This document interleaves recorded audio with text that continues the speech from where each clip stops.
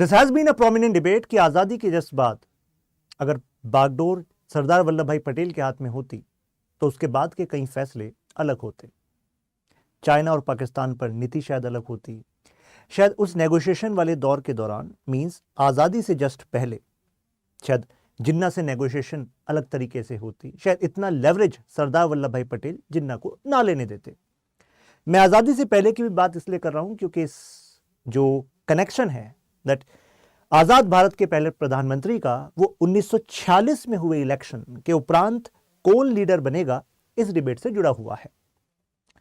इतिहास में जाकर हर एक कारण को समझते हैं तो कैसे चीजें बदल रही थी। वर्ल्ड वॉर सेकेंड एंड हुआ, एक बात क्लियर था कि अब डीकोलोनाइजेशन की वेव चल रही है, यानी कि अब भारत को आजादी मिलेगी। 1946 में ये बात क्लियर हो चुकी थी।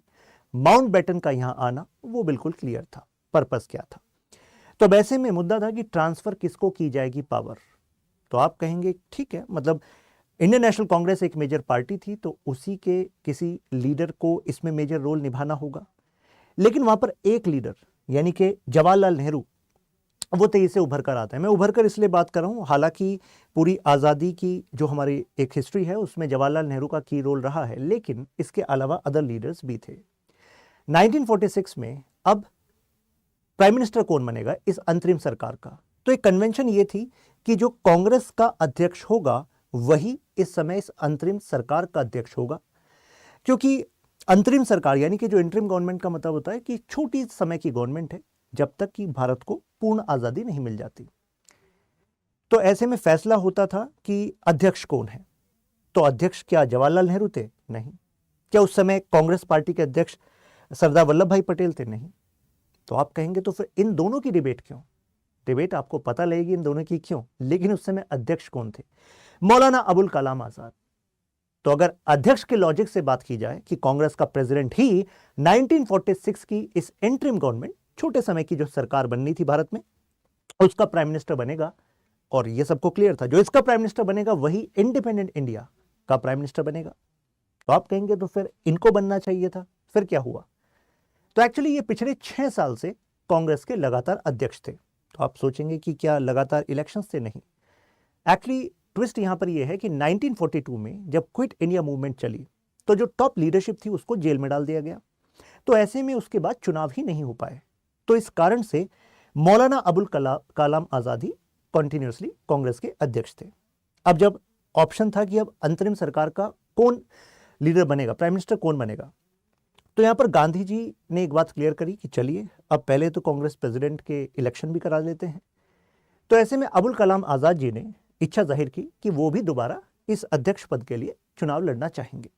इसका जो फैसला होता था वो जो 15 प्रोविंशियल कांग्रेस कमिटीज होती थी, यानी कि प्रोविंस जैसे कि आज स्टेट लेवल होता है, तो उनकी कमिटीज नॉमिनेशन फाइल करती थी। उसके बिहाफ पर फिर जो कांग्रेस वर्किंग कमेटी जिसको हम CWC कहते हैं वो फैसला लेती थी।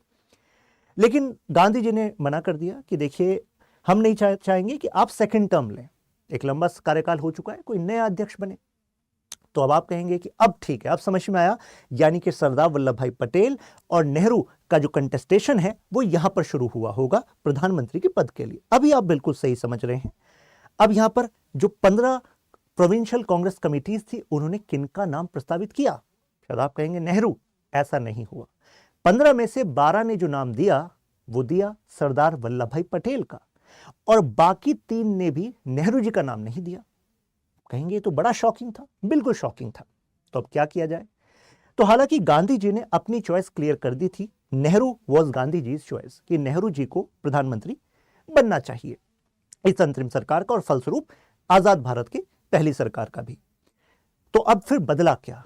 कहा जाता है कि इस दौरान गांधी जी ने बात की JB कृपलानी जी से, जो वर्किंग कमेटी के मेंबर थे।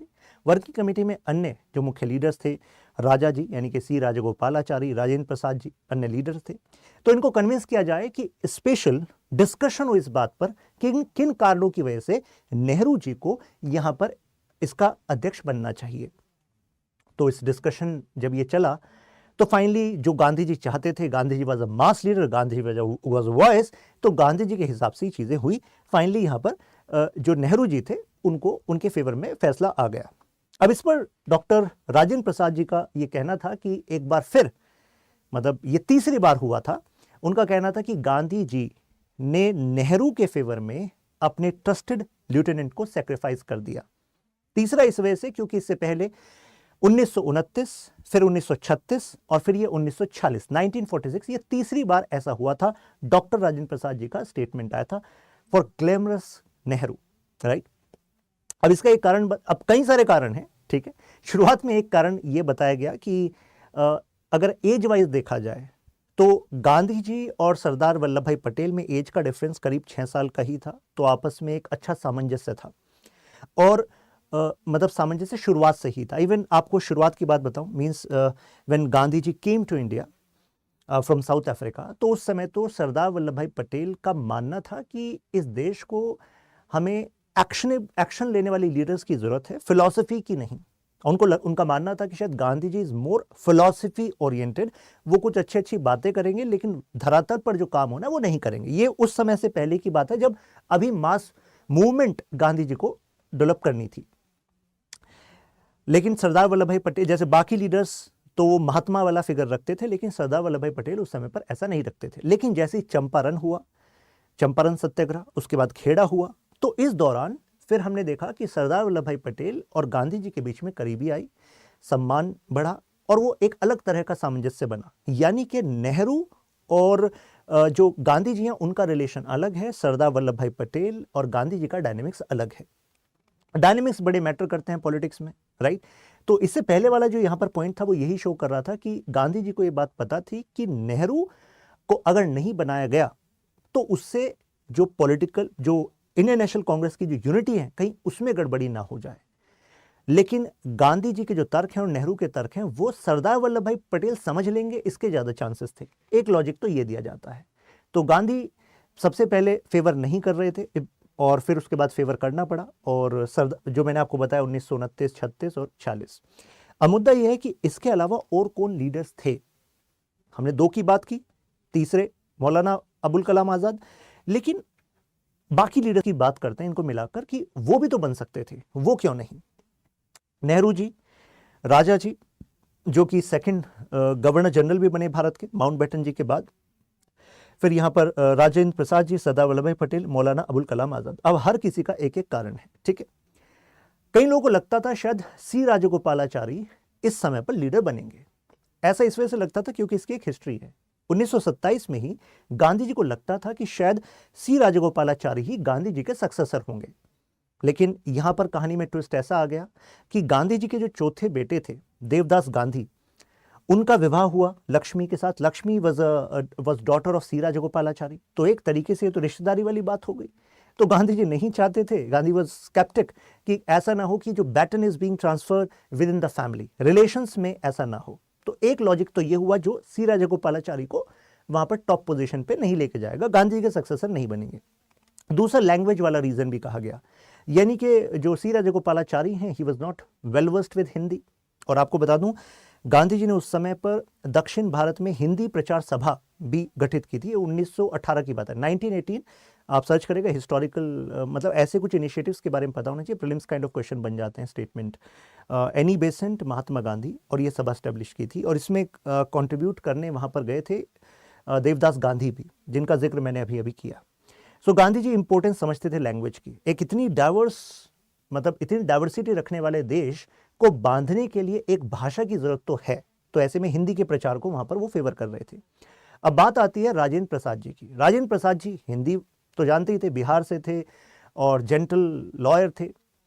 तो फिर इनमें क्या हुआ, तो ये कहा जाता है कि वो जो नेहरू का कैरिज्मा था, जो प्रभाव नेहरू रखते थे पार्टी कार्डर्स पे, लोगों पे, वैसा इनके पास नहीं था। अबुल कलाम आजाद की बात करें तो कहा गया कि हिंदू मुस्लिम यूनिटी के ये स्तंभ थे। तो एक तरीके से इनके फेवर में एक बात थी कि इनको बनाया जाता तो शायद जिन्ना का जो पॉइंट था कि जो भारत है वो मुस्लिम्स के लिए अच्छा नहीं होगा, तो ये भी सोचा गया कि ऐसे में, क्योंकि कहा जाता है कि Gandhi ji was a strategist, तो शायद वो स्ट्रेटेजी वाइज अबुल कलाम आजाद को चुनते तो जिन्ना का आइडिया डिफीट होता। उस टाइम पर हिंदू मुस्लिम यूनिटी के सिंबल थे। बट यहां पर कहा गया कि अब जब एक नया भारत बन रहा था तो ऐसे में उसको एक ऐसा लीडर चाहिए था जो लोगों को एक्सेसिबल भी लगे, मतलब लोगों को लगना चाहिए जुड़ाव। तो ऐसे में इनकी जो गिनती होती थी उस टाइम के इंटेलेक्चुअल्स में होती थी, एलीट में होती थी। लेकिन नेहरू जो बात करते थे वो जनता तक पहुंच जाती थी। तो ये भी एक लॉजिक कहा गया कि ऐसा लीडर चाहिए जो जनता से जुड़ाव स्थापित कर सके। अब क्यों क्यों क्यों चुना गया? एक तो यूथ वाला रीजन है, मैंने आपको बताया सरदार वल्लभ भाई पटेल और नेहरू जी में जो उम्र का अंतर है वो करीब 14 साल बताया जाता है। तो गांधी जी का भी मानना था कि एक बात क्लियर है कि जब आजाद हुए हम, तो उस समय सरदार Vallabh Bhai Patel was not in such a health state कि वो प्रीमियरशिप संभाल लें। कुछ इंपॉर्टेंट पोर्टफोलियो तो उन्हें संभालना ही पड़ेगा, वो उन्हें पड़ा भी, तभी उन्होंने यूनिफाई किया भारत को। लेकिन यहां पर एक लॉजिक ये दिया गया कि वो प्रधानमंत्री पद शायद ना संभाल पाए क्योंकि बहुत ज्यादा जिम्मेदारियां होंगी, तो ऐसे में नेहरू जो है उस पर एक सुटेबल ऑप्शन होंगे। दूसरा कहा गया कि यूथ को जो नेहरू हैं वो आसानी से कनेक्ट कर लेंगे, अपील जो है उनकी बेटर रहेगी। हालांकि ये जो लॉजिक है ये 1929 के दौरान दिया गया था, लेकिन ये लॉजिक सस्टेन रहता है considering the age gap between Nehru and Sardar Vallabh Bhai Patel. और डिसेंटिंग फैक्शंस, जैसे कि अगर हम मुस्लिम्स की बात करें तो जिन्ना ने मुस्लिम्स को एलिनेट करने की कोशिश की थी, केवल कांग्रेस से ही नहीं, इस इंडियन कॉन्स्टिट्यूशन है उससे भी। तो गांधी जी को एक बात क्लियर थी कि ऐसा लीडर चाहिए जो इनको यूनाइट कर सके। और बाद में मैं आपको एक राइटअप शो करूंगा जो सी राजगोपालाचारी जी का है। उनका कहना था कि देयर वाज अ प्रेजुडिस, यानी कि सरदार वल्लभ भाई पटेल के नाम से एक प्रेजुडिस भी अटैच कर दी गई थी कि शायद नेहरू जो हैं वो मुस्लिम्स को साथ लाने में वो ज़्यादा सक्षम होंगे, ना कि सरदार वल्लभ भाई पटेल। तो एक प्रेजुडिस यहाँ पर कनेक्ट कर दिया गया था, पूर्वाग्रह कनेक्ट कर दिया गया था कि ये इनका टिल्ट शायद जो है वो हिंदूज की तरफ ज़्यादा होगा, ऐसा भी। अब आप सबको पता है कि ऐसे फैसलों में, राजनीति में जो प्रेजुडिसेस होते हैं वो बड़े रोल प्ले कर जाते हैं, तो एक कारण वो प्ले कर जाता है। दूसरा ये कहा गया कि गांधी जी को लगता था कि जो कुछ radical communist kind of elements हैं, यानी कि लेफ्टिस्ट लीनिंग लीडर्स हैं, तो उनको कांग्रेस से या नई सरकार से जोड़े रखने में नेहरू ज़्यादा कारगर साबित होंगे, क्योंकि नेहरू की खुद की जो फिलॉसफी है, मतलब खुद की जो political ideology I should say, वो फैबियन सोशलिज्म है। तो यानी कि समाजवादी विचारधारा वाले नेहरू जो लेफ्ट के अदर लीडर्स हैं उनको भी साथ लेने में सक्षम होंगे। अब आप कहेंगे सर कांग्रेस के पास जब बहुमत थी 1946 के चुनाव में, तो अंतरिम सरकार में इस लॉजिक का पर्पस ही क्या था? या आजाद भारत में भी जब कांग्रेस के पास पूर्ण बहुमत होगी तो फिर इस लॉजिक की जरूरत क्या थी? जरूरत इस वजह से थी क्योंकि अभी मैं आपको 47 का एक लेटर शो करूंगा जिसमें कि वो 4 अगस्त 1947 का लेटर है। तो उसमें आपको जो लिस्ट मिलेगी तो यू विल फाइंड कि केवल पार्टी लाइन पर या केवल गठबंधन के आधार पर ही मंत्री पद नहीं दिए गए थे।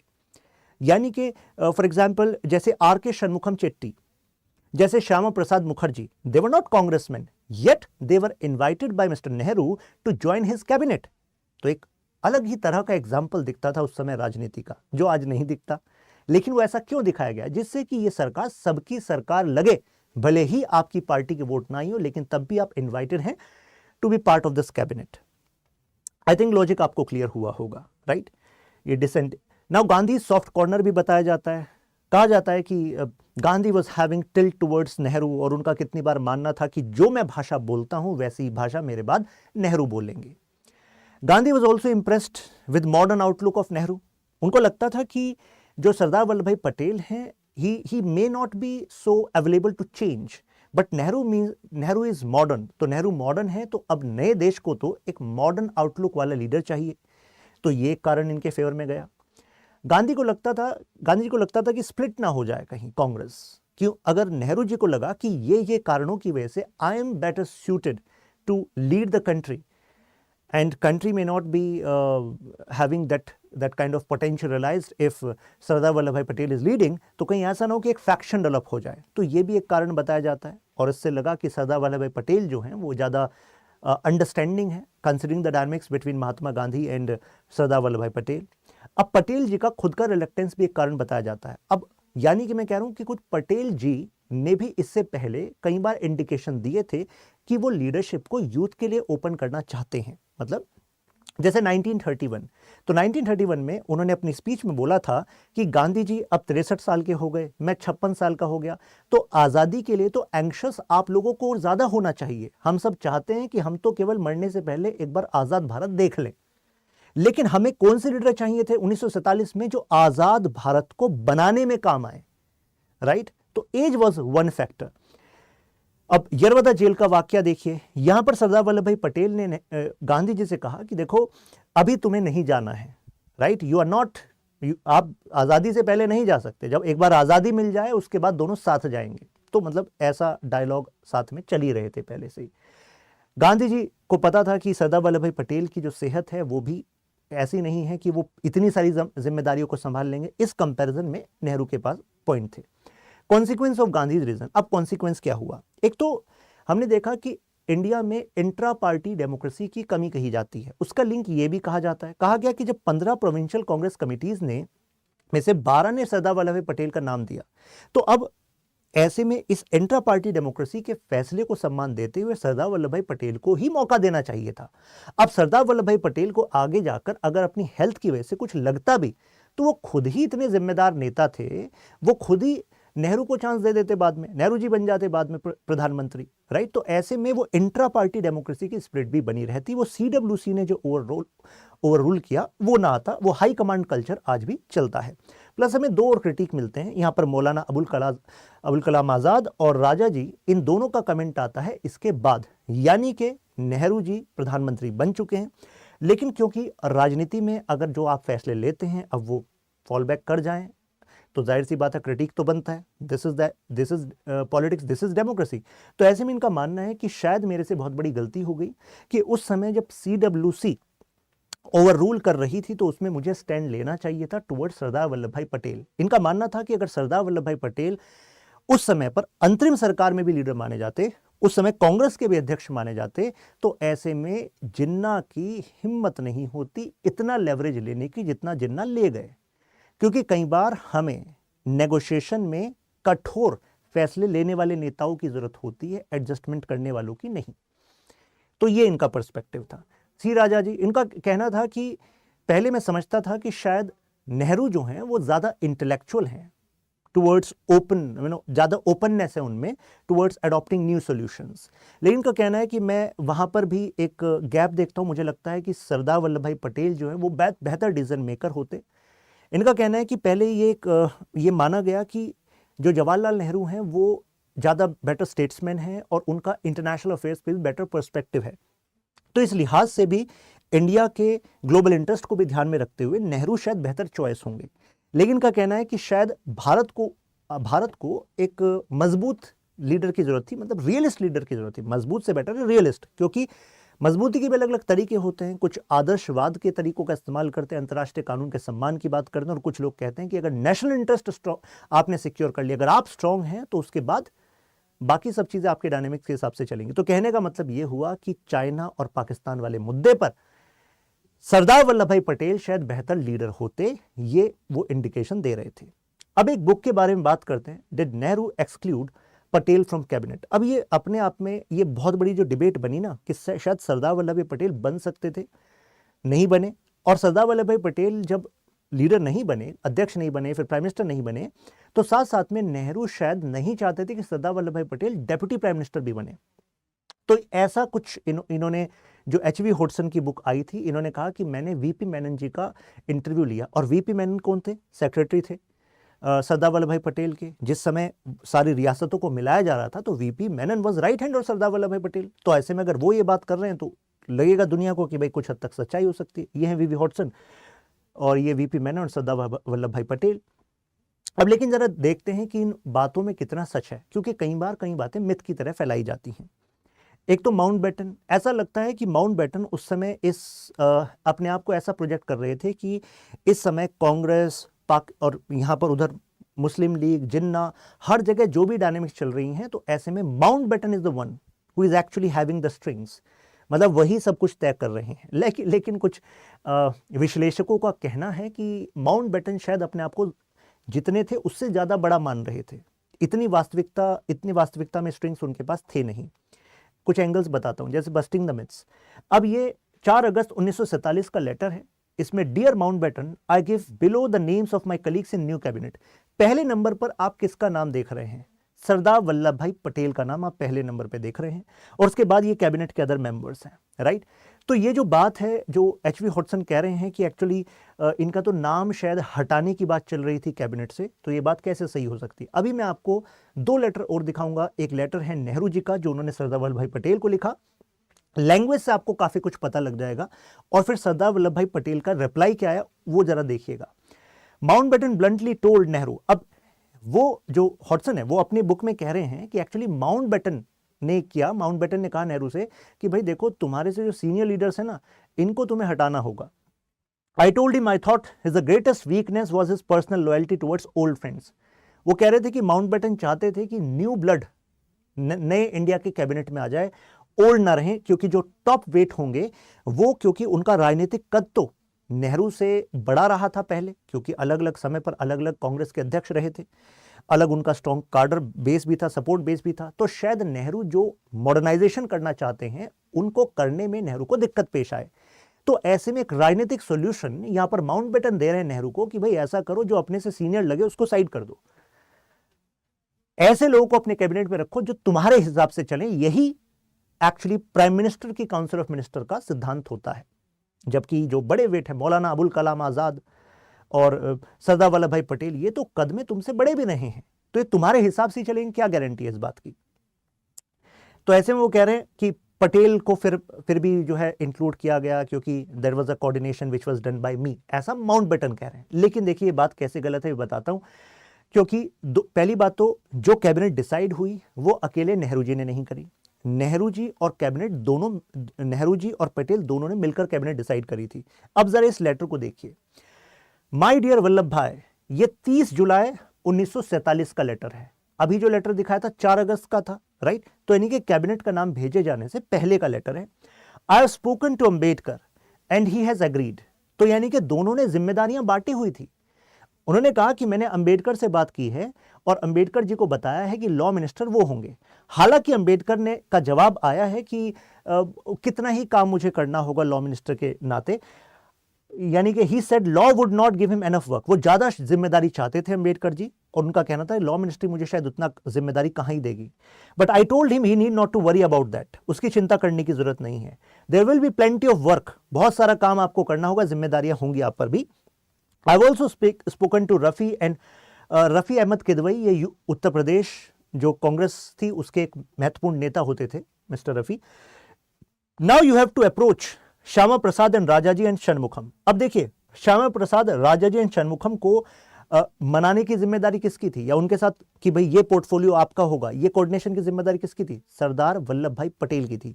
तो यानी कि पटेल और नेहरू जी ने दोनों ने जिम्मेदारियों को बांटा हुआ था कि नहीं बांटा हुआ था। भाई तथ्य तो यही बता रहे, अब दुनिया कुछ भी बता रहे, फैक्ट तो यही बता रहे। आप still to speak NV and Amrit Kaur, इनसे मुझे अभी बात करने की जरूरत है। अदर लेटर देखिए, ये लेटर है 1 अगस्त 1947 का, जो जवाहरलाल नेहरू जी ने भेजा गया सरदार वल्लभ भाई पटेल को। अब देखिए यहां कह रहे हैं, इसकी पहली लाइन पढ़िएगा, as formalities have to be observed. मतलब फॉर्मेलिटी है बस कि भाई प्रधानमंत्री अगर कोई पद संभालता है तो वो कैबिनेट के लिए किसी को इनवाइट करता है। I am writing to invite you to join new cabinet, जो नया कैबिनेट है उसको ज्वाइन करिए। दिस राइटिंग इज समवॉट, इसके बाद देखिए क्या है, सुपरफ्लुअस, मतलब जो मैं लिख रहा हूं वो उसकी कोई जरूरत नहीं है, ये बेबाक शब्द हैं, क्योंकि मैं कौन होता हूं तुम्हें इनवाइट करने वाला, आप तो खुद ही स्ट्रॉन्गेस्ट पिलर है इस कैबिनेट का, ये कैबिनेट ही आपने बनवाई है, ये आप तो स्ट्रॉन्गेस्ट पिलर है, मैं कौन होता हूं आपको इनवाइट करने वाला, लेकिन फॉर्मेलिटी है तो ये लेटर मैं आपको लिख रहा हूं। इस पर जवाब आता है सरदार वल्लभ भाई पटेल की तरफ से, जरा जवाब देखिएगा। ये 1 अगस्त का लेटर, फिर 3 अगस्त का जवाब आता है। Many thanks for your letter of the first instant, our attachment and affection for each other, our comradeship for an unbroken period for nearly 30 years admit no formalities। तो वो कह रहे हैं भाई फॉर्मेलिटी की जरूरत नहीं है, 30 साल पुराना रिश्ता है हमारा। My services will be at your disposal, क्योंकि ये लॉजिक होता है prime minister and council of minister के जो मेंबर्स होते हैं उनके रिलेशन का, that you have to adhere to the vision of prime minister. That is why this kind of language is used कि I am available for your service. I hope for the rest of my life and you will have unquestioned loyalty and devotion from me in the cause for which no man in India has sacrificed as much as you have done our combination is unbreakable, हमारा जो combination है यानी कि जवाहरलाल नेहरू और सरदार वल्लभ भाई पटेल का combination unbreakable है, therein lies our strength, और इसी में हमारी स्ट्रेंथ है। I thank you for the sentiments expressed in your letter, yours sincerely Vallabh Bhai Patel. तो आई थिंक अब ऑफिशियल लेटर से कई सारे जो मिथ समाज में फैलाए जाते हैं वो तो कुछ हद तक ब्रेक हुए होंगे। अब ये माउंटबेटन का किस्सा तो मैंने आपको बता दिया, ये मेगलोमोनिया से एक तरीके से ग्रस्त थे, जिसमें आप अपने आप को बहुत बड़ा मानते हैं, आपको लगता है कि थ्रेड आपके हाथ में है। Views of Patel on Nehru's leadership, actually जब गांधी जी की डेथ हुई उसके बाद सरदार वल्लभ भाई पटेल ने ये कहा कि गांधी जी ने जो चुना था उस समय पर, इनके 46 के चुनाव में नेहरू को शायद वो सही ही चॉइस थी। Our leader, the judgment of our leader was correct. फिर इन्होंने कहा कि Pandit Nehru has always had, कि उनका व्यू था। अब ये जरा स्टेटमेंट देखिएगा, आपको शायद याद आएगी, ये स्टेटमेंट डॉक्टर एस जयशंकर ने भी अभी कुछ समय पहले एक प्रेस कॉन्फ्रेंस में यूज की थी, that Indian problem was part of the world problem. कुछ याद आ रहा है आपको? यानी कि उनका कहना था कि नेहरू के पास वो टैलेंट है कि वो दुनिया में ये प्रूव कर सकता है, एक होता है बोलना, एक होता है जस्टिफाई करना, कि भारत की जो जो समस्या है वो दुनिया की समस्या है। एट सच ए टाइम, जिस समय इंडिया का जो विजन है, इंडिया की जो एस्पिरेशंस हैं, वो वर्ल्ड लेवल पर प्रोजेक्ट करने की जरूरत थी। तो यहां पर एक्चुअली उनका इंडिकेशन था नैम को लेकर, नॉन अलाइन मूवमेंट, जिसकी लीडरशिप इंडिया कर रहा था, जिसमें कि जवाहरलाल नेहरू एक मेजर रोल प्ले कर रहे थे। सो नेहरूज रिमोर्स, अब नेहरू को जिस तरीके से उस समय लीडर बनाया गया था, तो नेहरू जी भी उससे पूरे खुश नहीं थे। उन्होंने स्टेटमेंट में कहा, I have seldom felt quite so annoyed and humiliated, I was not sensible of the honour. तो ऐसा नहीं है कि वो उस ऑनर के लिए तैयार नहीं थे, but I did not come to it by main entrance. लेकिन ऐसा नहीं है कि वो जो प्रोविंशियल कांग्रेस कमिटीज हैं उन्होंने उनको बनाया हो, तो एक तरीके से साइड एंट्रेंस उनकी हुई थी, तो he was not quite happy. Conclusion के तौर पर हम कह सकते हैं कि जो नेहरू जी की चॉइस थी, जो महात्मा गांधी जी ने ली थी, तो वो केवल एक फैसला नहीं था कि नेहरू जी के प्रति एक सॉफ्ट कॉर्नर था, और कितने सारे कारण थे जिनको हमने यहाँ पर डिस्कस किया, राइट। सो आई थिंक अभी आपको क्लैरिटी मिली होगी। फिर मिलते हैं नेक्स्ट वीडियो में। आप सभी को 2 अक्टूबर की गांधी जयंती